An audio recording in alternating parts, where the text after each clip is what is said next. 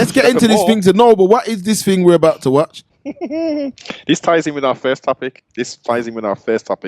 I haven't watched the whole of this as of yet. I've watched maybe 5 to 6 minutes at the most. But this is an indigenous woman. Yeah. I've never seen it before. It came up on the feeds, and they're challenging the Windrush narrative and lived experience that most of us have experienced, not directly, but obviously through our parents and grandparents. All right, let's hear what she's got to say then, folks. Let's get into this indigenous woman. I thought I'd make a video about this because Empire Windrush is basically one of the biggest lies of our generation, or of multiple generations. And we told this story about Empire Windrush and what happened and why it happened, and it's all just complete lies. So basically, I'm going to dismantle the lies of Empire Windrush in this video. So let's begin by clarifying what the mainstream narrative tells us about Empire Windrush. So Empire Windrush was a ship that came to England in 1948, June of 1948, and it's basically the start of mass immigration to Britain. So it's the first shipload of people, and many more shiploads came. I'm going to be pausing this as we play it. Of course. Do you remember what I said earlier? I said we got off the ship and what did we see? We were the first. It doesn't matter what no one wants to say. All this thing, I don't know what's going on with this thing of people trying to claim that.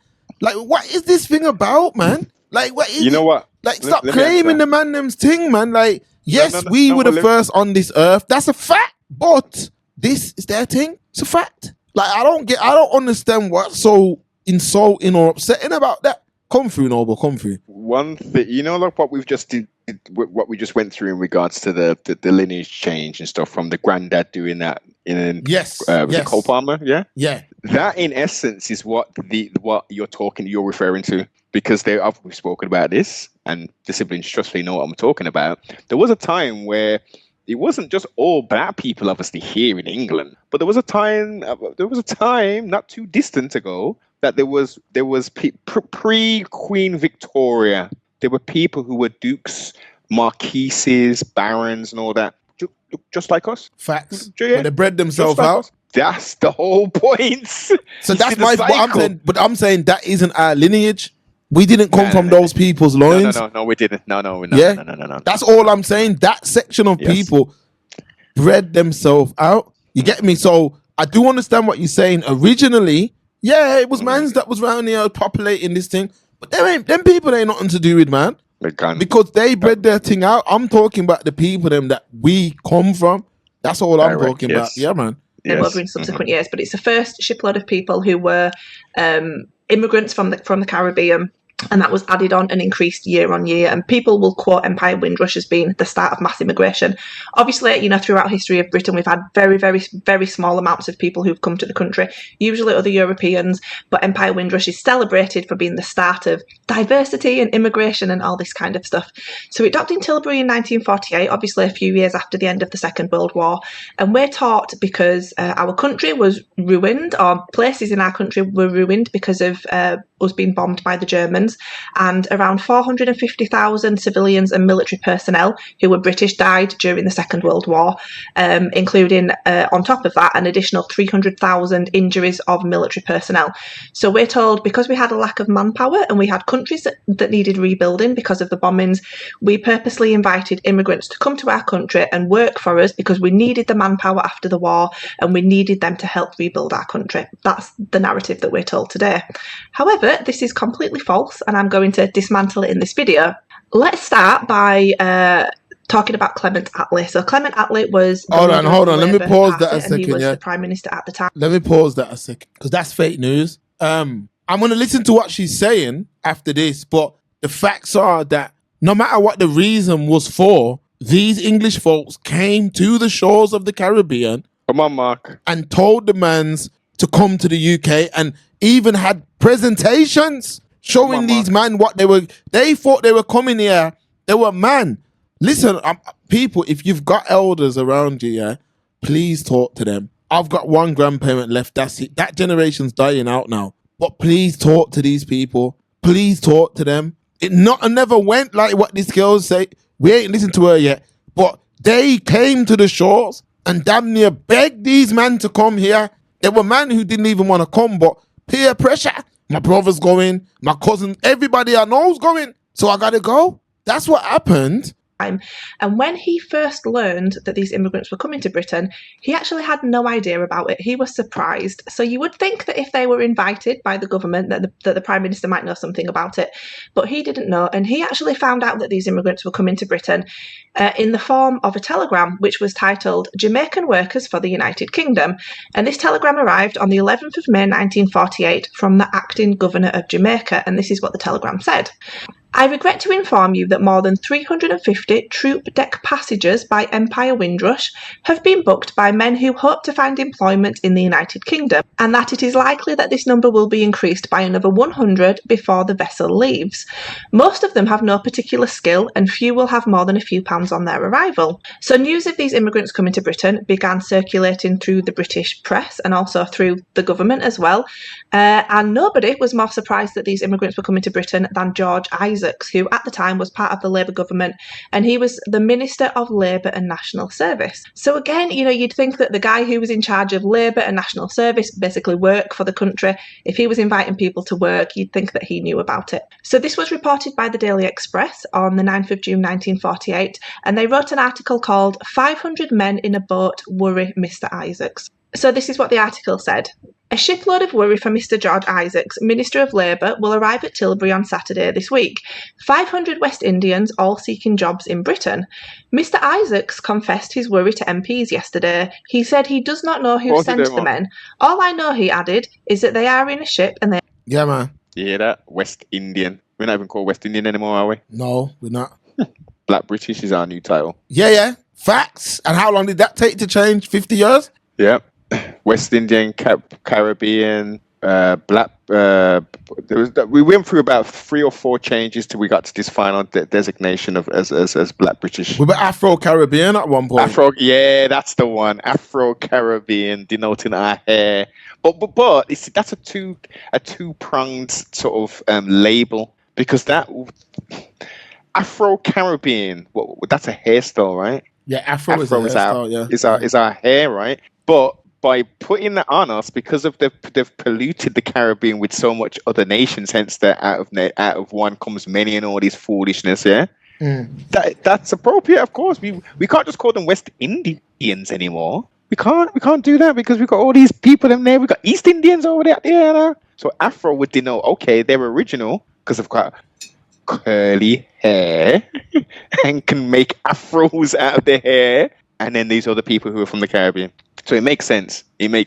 Now, she's also disingenuous with what she's presenting. She's presented a newspaper article, the 9th of June, 1948, and then she's gone to the Prime Minister. Hasn't shown the documentation about the Prime Minister not knowing, and then a Labour work for somebody, this and that. And then a telegram from the governor of Jamaica.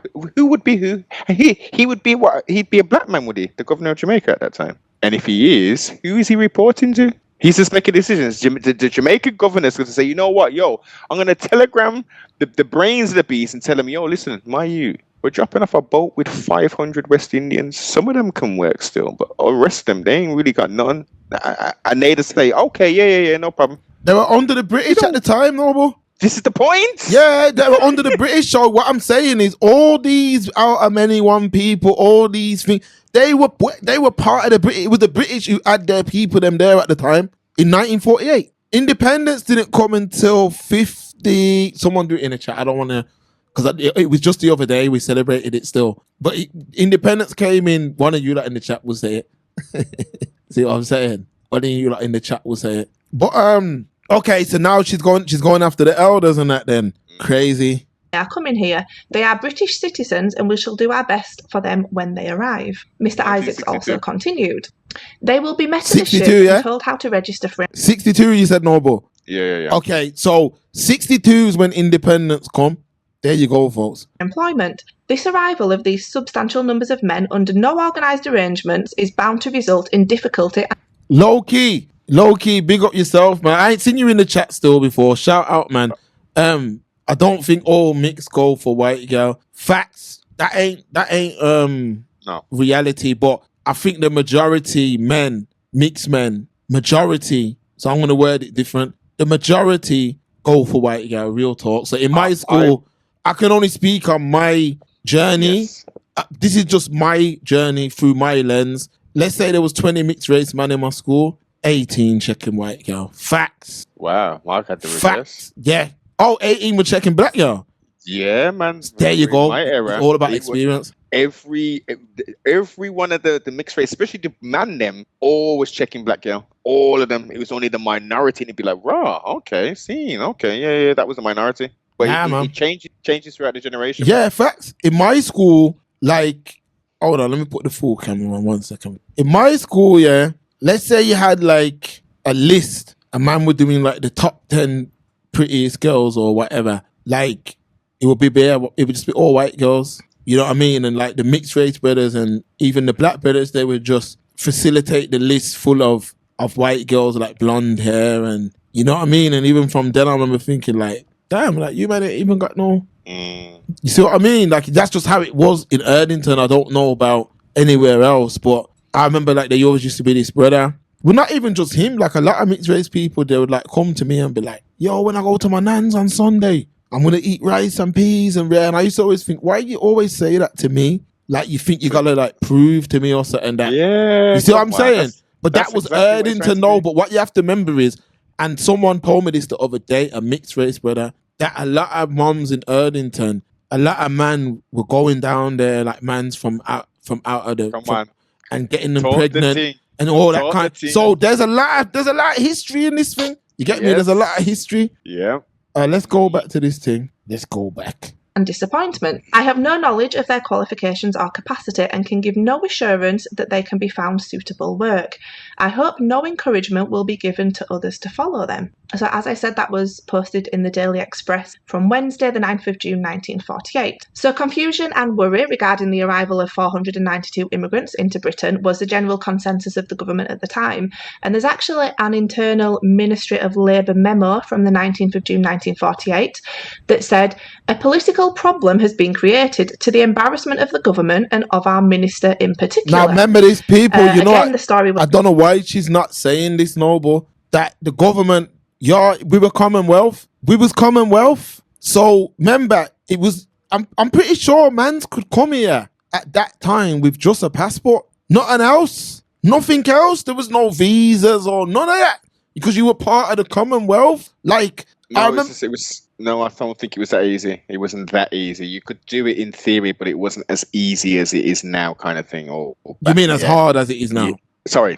Yeah. Was circulated by the press at the time, the British press at the time, and they described the immigrants as unwanted people, and they described the situation as a new problem. So it's hardly the narrative that we're told today, they were a solution and they came to help our country. At the time, they were described by the government and the press as a problem.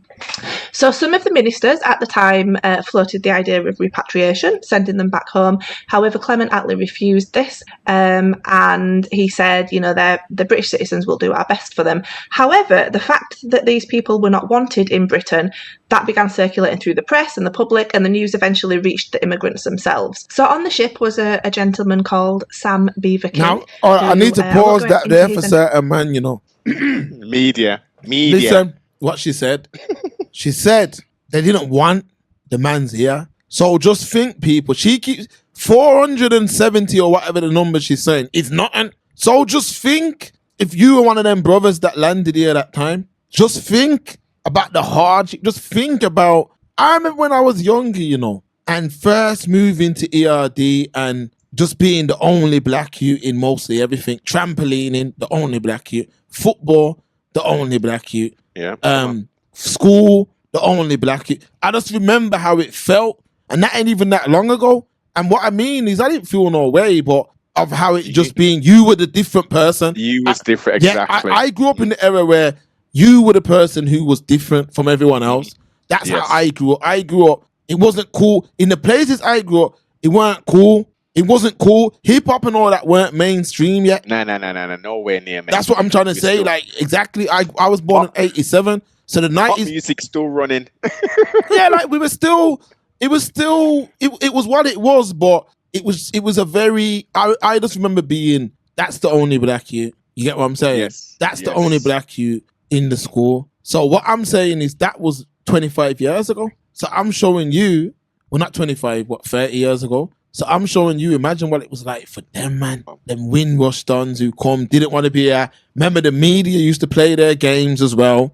Yes. So you got to think a lot of people hated these, man, and didn't even know why. Why? Because the media had drummed up all the fear, all the anxiety. Look, they're going to take what little jobs we've got now, apparently, and all this thing. But she did say about the numbers, yeah, who died because the war against the cousins and all that business, yeah. She mentioned the people who died, the people that were injured. So how does because remember, Coventry was bombed to hell, Brum was bombed up, London was bombed, the Blitz, yeah, all them, the air sirens, the rationing, the food. Britain went through a terrible time. So did Germany, right? And what they needed bodies, able bodies who wasn't shell shocked from the experiences of war, who wasn't physically harmed from the effects of the war. So they needed people to come over. And those people were West Indians, and then they got East Indians to come over. Yeah, man. That's the longs and shorts of it. And also, as you highlighted, we were a part of the Commonwealth of Great Britain. Just to interrupt you there, Noble, apologies, but it's important. During that time, a lot of people over there used to refer to Britain as the motherland. Carry on. Come on. Facts. And people still have that, unfortunately, in the mind, and it's been installed into the minds very, not to the same extent, because they don't even understand why they have the reverence and this colorism thing, which is a total next thing, but again, all caused by Great Britain. Let's stop pretending, because what they're trying to do now, Noble, they're trying to erase the Windrush, Come on. They want to erase them all together now, and their offspring has helped with this erasing. Yeah, unfortunately, they've helped with the physical side. Now these folks now are doing the history books. They're making sure, let's dismantle these, man. And unfortunately, this is the kind of woman that a lot of these men are going for. You get me? Facts. And it's only gonna be a few man left when the smoke clears. Ooh. But That's you know fact. what? Yeah. But Mark, when the smoke clears, we'll be standing right here. Facts. Right here, we ain't going nowhere, big boss. Unless, pardon self, unless that exactly. Unless we choose to. I remember this what we're going through now in Britain. Yeah, I believe so. They wanted to do this in 2008. They wanted where we are now, finance wise, politics wise. The 28. Okay. Yeah, I think they wanted it. They wanted it then. They wanted what's going on now then, but it took longer. It took longer for them to get to this point, because all I'm seeing what we're going into now, they're just trying to erase certain historical things, and then they're ready to push forward. That's it. And a lot of our community can't see it. And I don't care what no one says in the comments on the channel. We can see it physically. We can see it physically with our eyes, what's going on. We don't need to hear no statistics and census reports. You can see this thing. You can see what's going on in front of your face. You see what I'm saying? And now what they're doing now is just taking away the contributions of the elders. Once they erase them, then it erases us automatically. So once you erase their contribution and start, it's mad, because I've seen another video last week where a brother was doing the same sort of breakdown and saying, like, we invited these men and opened the doors to these men, and look now, kind of thing. That's where they go. Yeah, man, it's a mess. And then you've got. Was he tying it to all the lust that share the same skin color as us? Is that where he's going? He was basically saying that youth are poisoning their youth, kind of thing. Yeah, with the truth. Yeah, with the what has been popularized and what has been allowed to go mainstream. Exactly. D42. That was my life, my school photos. It spot the black kid. Certain man will take up a woman like her and allow her to disrespect his grandparents with this narrative. Facts, people. This is what we've been saying for years. Most man will sit down and you think you could ever? You think this girl could ever tell me this even in person? Because I'll be like, what you on about, man? Rob, you can't disrespect the elders to me, but certain man. I remember seeing this picture a couple of years ago. It's like this white girl, she was bodied off it, from Erdington still. And she was dressed in like, what's that thing called when the South fought the man them over in the States? Confederate. She had on a Confederate dress, and this black brother was in the picture with her one donut from Erdington as well. And I remember this, and I remember just thinking like, yo, what you doing?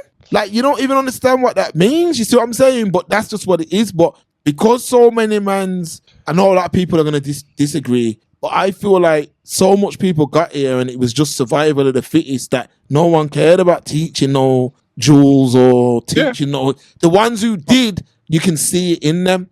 But most man, like, it was just like, I've met man who, they didn't even know nothing about nothing. They knew like, yo, my peoples came from somewhere else, but there's been no teachings, there's been no nothing. And I think that could have hindered certain man's journeys as well. It did, Mark. It hindered it tremendously because, again, that is the foundation you are. Knowledge yourself. Facts. I create that term. Facts.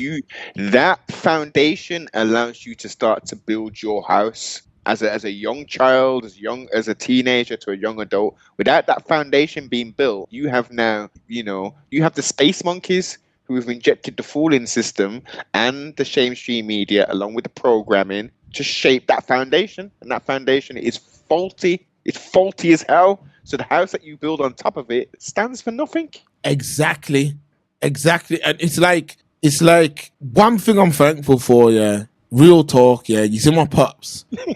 Serious, now on a level like the man could have done anything as far as the history that was taught, and I don't even know if it was done purposely. That's the point I've got to now. But my man was able to instill certain things in man, and I'm just thankful for it. That's all I can say. And I can see the mans who that weren't given to them, and I can see how it's hindered them. Come on, you see what I'm saying? Because there's just little things that we have to know that are very important. Things. Mark, it's more than little things. Just okay. Strip away the knowledge. Just him being there as a present father. Do you know how much correction that would do for man, especially let's keep it local and in Brum. Just having a physical father and mother present in their life. Forget if knowing about knowledge yourself, because you can add that on potentially a bit later on down the line. But that is today gold dust. But while it was though, is like with me, a lot of people ask me questions like all the time, like how about my mindset and that. But what it was is like, it's hard to put into words, but just imagine people. When I was growing up in Brum, we were a very tight-knit community. Very. Very tight-knit. So imagine you've got this community that are tight-knit, and my dad had a store in the city centre. So you got to think, I'm going to this store after school and rare, and all of the members of our community shop there. You see what I'm saying? So let's say something happens in the community, we'll hear it in the shop. Let's say the gang stuff and all that, we'd hear about it in the shop all the time. Like, yo, this happened yesterday or that happened. A lot of things that was going on in the community, I had a front row seat to it. A lot of the stuff that was going on in the States. Remember, we were at one time, we're not anymore, but at one time, we were an American-based shop. So I remember being a youth, and the good I remember days, man. Facts. I remember when there was a poster in the shop of Snoop, and it said the last man standing, and it was basically talking about death row. Yes. Tupac had died, Suge was in prison, it was shown. And I remember just everyone coming into the shop and talking about Tupac and Biggie, and I just remember growing up through that era. Then I remember growing up through the Bounty and Beanie era, where them mans were warring, and where the yard culture, and just seeing all of that front row seating, bro. You get me? Just seeing all of that. You know what I mean? And knowing that the community was like, it was really on the way to sustaining itself to now. There's none of that now. What I'm talking about from back then now, there's none of that now. Like, I've seen it go from like it was a full-on community to now there's there's youths now. Yo, you heard about my man? Yo, this man. Yo, who's that? Yo, he's keeping up a madness in Bromley. I'm like, I don't even know who it is, but them days are gone of where you would not, yo, that such and such little brother, all them days are gone now. It's just a random man just going around, just terrorizing. There's no order, there's no infrastructure. Are they still doing the African Liberation Days in Brum? No, and it's mad you say that because I was talking about that yesterday. Them man still do their thing. Marcus Garvey Day and all that's gone now. But them man still do their thing. I got a flyer for their thing still. Yeah, really? But it's nothing like it used to be. Where is it this year? It's all. It's what I'm saying, Noble. It's all. It's like Asia says there, Mark, are they getting ready to push us out? Because why is this all happening? This is what I'm saying. I'm not going to say they're pushing man out. I'm not going to say they're pushing man out, but what I think they're doing is they're trying to erase the Windrush man's thing. They're trying to get their story and narrative changed. And the offspring, a lot of the offspring don't care anyway. I can't put a number on it, but a lot of the offspring don't care. 60%. Exactly. 60% don't care. Yeah, man. It's like when people will say to us, like one of the things that people will say to try and insult us as a platform is, you man are only getting a few thousand views a thing. And I'm like, rude boy, what we represent, there's only a few of those people left, you idiot. Come on. So what do you expect? We're not going to get 100k views because it doesn't represent that. There's not that kind of people here like that anymore. Come on. You know what I mean? When back in the day when we was young, it was a different thing. I'm telling you the fact, when I was a youth, this is the frigging stream. Things were different than what it is now. And I'm not one of them old school reminiscing people, but now I feel like they're trying to change the history. And that is a word. Remember, you're a wordsmith, you don't know, but his story. Come on. History is broken down into his story. If you don't, his story, they tell our story. We don't tell our story. They tell us our story. So what I'm trying to say to you is they're trying to erase the elders. So the Windrush brothers, that whole generation, they're slowly taking them away from the friggin' rat race, from the conversation. Once they take them away, before you blink, 20 years will go by. It's like I was saying to my daughter the other day. I was saying, yo, I've been where you've been before. You've never been where I've been before. Yeah. That's all you need to understand. I've stood up where the exact feelings you've got and the exact place you stand up in life right now, I've been there. You haven't been where I am. You know what I mean? So what I'm trying to get at is that I can tell you how you feel right now. I can tell you how you feel as a child because I remember that being in your position. Yeah. Whereas you haven't been in my position. So what I'm trying to get at to you guys is you're going to see a lot of this kind of stuff now, discrediting them elders, and there's nobody out there to speak for them. Because there's no one, because we stood on the shoulders of those elders. Yeah. If they wasn't there, we wouldn't be here. And who's the replacement? Are we now the new elders? Yeah. Yeah. We are. No, we are. Because think about it, Noble. I'm 38. So I'm not going to say I'm an elder, but we definitely the new uncles and aunties and friggin', with that. But there's not that much of a community like that again. I'm not saying it's gone. It's there. It's present, but it's nowhere near what it was. And I remember these men used to reason, like, back in the day in the shop, you'd have people come in and they'd talk about this stuff all the time. Yeah, like, yo, what's going to happen to the community? Yeah. Yo, what's going to happen? And now, as the time's gone on, what them mans were talking about when I was a youth is coming to pass. But did you think it would come so quickly in the way how it's come? No, I didn't. I thought it would have taken a lot longer. And I heard the talk, but I was like, yeah, but look, I'm now kind of I'm no longer a savage. Yeah, I'm in the community now. I'm in this community because I'm not, which I wasn't, necessarily taken from the community per se, but I was a savage, man. Simple as. So I'm like, if I'm here now, other people are going to be getting here. So trustfully, that's going to be boosting the numbers. But that's just me being very optimistic and saying my cup overfloweth. And it was not the fact. It was people whose heads were turned based upon the notoriety of being known. Oh, if I roll with them, okay, and I get the pass and I can bowl in it, okay. And they thought that was the way to go, destroying themselves, other people, and the greater community, rather than like, yo, let's just, okay, we can do a little bit here, and we can grow as young adults into adults and get a blood clot job. Yeah. Grow out of the childish ways and become adults. No. I want to step in Arrested Development, man. I want my name to be ringing in the streets, boss. I want to create duppy and all these kind of thing. I'm mashed down, girl, and yeah. There was no clear. You know what it is? It was the plan. There was no plan. Like, I always go into other communities. Like, I'll get personal one time real quick. So, like I told you last week, the Asian community down there in Borsley Green and all them places there. Like, I got friends from that community, and like their fathers had like plans in it. Like, this is the plan. Yeah. Like, we've got a plan. that we're gonna, how we're gonna do our thing. This is the plan. And they had a plan, and they all, not everyone, but the brothers I know, a lot of their elders stuck to that plan. So what I mean, we're gonna follow this plan, and a lot of them man are eating the fruits off of that tree now. They saw opportunities, and they saw the opportunities in regards to real estate, commercial real estate, and they were buying properties, factories, one portion of a factory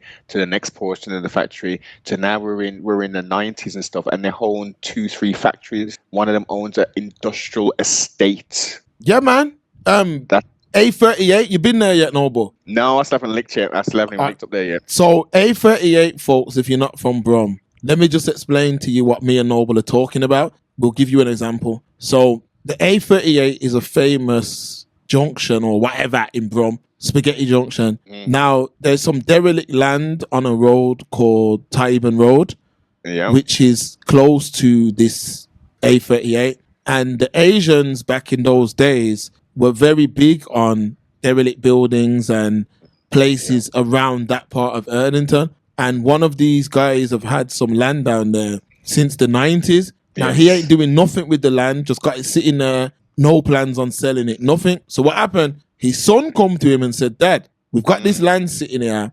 The world's changed. Rates on it. Yeah, that's it. We've got this land sitting here. Nothing's going in. Social media now is major in the world, etc. So what they did, they went round to all these Asian establishments in Brum that are popular and said, we're opening up this food place, like a viral TikTok sort of place. Do you want a presence? Some people said no. Some people said yes. What they did, they all come together and set up the spot. This is what the sons did. He's used no investment, nothing. They ain't even fixed up the land. They've just put like steak and fries, Madeira cake, chicken burgers and all that. And all across this land, they have now made it a viral TikTok food spot in Brum. And people, me and Stephen went down there, and all you can do is applaud it, man. And I'm telling you, in 5 years, that could be a food court. Come on. And this is what I'm trying to say, like that little thing. If just go onto TikTok and type in A38, killing it, absolutely killing it. And all of this is based off of what? Long-term planning, long-term thinking, whatever the case may be. These men they just followed to a plan in it. That's it. Yo, we're just gonna follow this plan. And now, when you go up there, I'm hearing now that they're doing it different now, to where by 6 o'clock it's that ram. They've got security and all that there now. Right. And these men have done this in less than a year. A year. This is what I'm saying to you. So think about the pops now. He must be saying, yo, my son's done this. Yes. With some derelict land in Erdington, they've used TikTok, they've used YouTube Shorts, they've used IG, and they've made it crazy. People, I hope you enjoyed that clip. If you did, please like, share, and subscribe. And if you want to watch the stream in full, consider becoming a Patreon or joining our YouTube members. And don't forget to hit the like button, folks, and we'll see you in the next one.